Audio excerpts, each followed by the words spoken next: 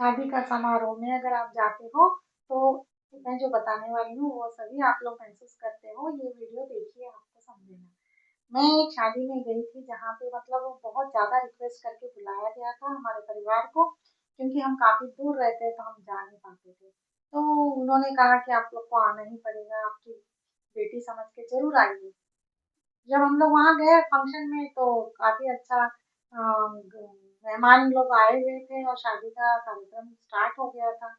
तो एक पिताजी के चेहरे में एक दर्द भरी मुस्कान से वो सभी का स्वागत कर रहे थे। मैंने उनको देखा, मैंने भी उन्हें नमस्कार करके अंदर चली गई। लेकिन मुझे उनकी आँखों में एक अजीब-सा दर्द महसूस हुआ। फिर जब वो सब कार्यक्रम निपटाने में थक के कहीं थोड़ी देर के लिए 2 मिनट के लिए बैठ गए, तब उसे उन्हें किसी ने पानी प्रोवाइड किया कि आप कम से कम थोड़ा पानी पीजिए।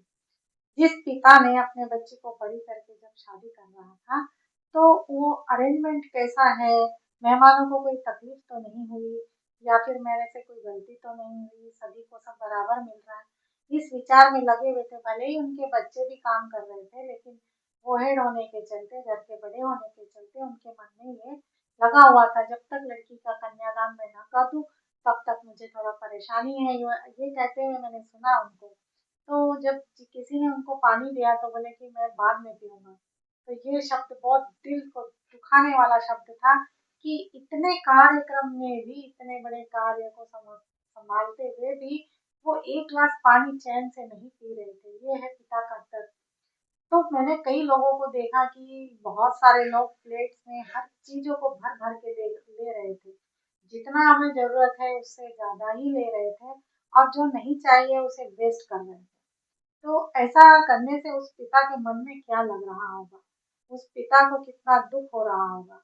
वो बहुत ही कहने वाली बात है कि पिता चाहकर भी किसी से नहीं कह पा रहे थे कि अनाज का अपमान मत करिए। तो मैं इसी हिसाब से मैं ये वीडियो जब बना रही हूँ तो मुझे वही दिन समय याद आ रहा है कि वो पिताजी एक दर्द भरी निगाहों से ऐसे सबके तरफ जब देख रहे थे, जब उन्होंने जो खाने का व्यवस्था किया था, उस खाना जब वेस्ट करने लगे उस खाने को लोग, तो ऐसे दर्द भरी निगाहों से जब देख रहे थे, तो मुझे बहुत दुःख हुआ।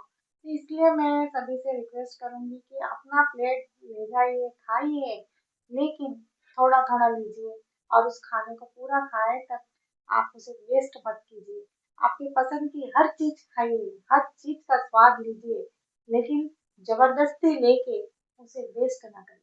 कभी किसी को स्वाद में फ़र्क पड़ता है इसलिए वेस्ट कर देते हैं, या किसी को ओवर हो जाता है इसलिए वेस्ट कर देते हैं। इसलिए आप पहले चखने के लिए थोड़ा-थोड़ा लीजिए, क्योंकि हर चीज़ आपको पसंद आएँगी या हर चीज़ आपको खा पाओगे ये ज़रूरी नहीं होता। तो थोड़ा-थोड़ा लेंगे तब उस दर्द भरी आँखों का जो है आप हाँ, जवाब दे सकेंगे। उनको खुशी होगी, उनको अच्छा लगेगा, क्योंकि उनके मन में रहता है कि अभी इतना बंदोबस्त है और इतने लोग आने वाले हैं, इतने लोग जाने वाले हैं। वो बताते नहीं हैं और लास्ट में कभी-कभी कोई शादियों में खाना भी खत्म हो जाता है। तो बहुत सारे जो मेहमान आते हैं उन्हें फिर कहने का मौका मिलता है कि अरे! वो हमें ये नहीं मिला, हमें वो नहीं मिला, जबकि उन्होंने अच्छी व्यवस्था की थी। तो अन्न का जो उपयोग है, वो सही मात्रा में हो, तो अन्नपूर्णा माता का हमेशा अपने पे आशीर्वाद बना रहेगा। भूखे मत रहिए, आप खाइए, लेकिन अनाज का अपमान मत कीजिए।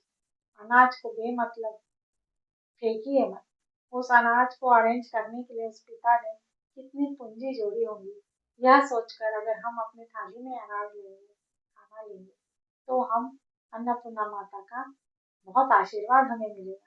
इस प्रकार से कोई भी शादी हो, कितनी भी बड़ी शादी हो या फिर कोई जैसे पिता उस दिन दर्द से देख रहा था, ऐसी शादी हो, तो आप अपने हिसाब से जितना लगता है उतना खाइए। ज़रूर खाइए, लेकिन अन्नपूर्णा माता का आशीर्वाद हमेशा अपने ऊपर बनाए रखने के लिए खाने को वेस्ट मत कीजिए। आप लोग से निवेदन है कि अन्नपूर्णा माता का आशीर्वाद हमारे जीवन में बहुत ज़रूरी है। हम अन्न का अपमान कभी नहीं करेंगे। अगर हम ऐसा सोचेंगे, तो कोई पिता अपनी दुःख भरी आँखों से उस कार्यक्रम में ऐसे अन्न को फेंकते हुए दुखी से नहीं देखेगा। इसलिए मैं आपसे विनती करती हूँ कोई भी शादी या कोई भी पार्टी में जाइए तो अन्न का अपमान मत कीजिए। धन्यवाद। ऐसी ही इमोशनल, मोटिवेशनल और भी अच्छी-अच्छी कहानी सुनने के लिए देखते रहिए और शेयर कीजिए, कमेंट कीजिए, सब्सक्राइब कीजिए, लाइक कीजिए। मिलेंगे अगले वीडियो में। धन्यवाद।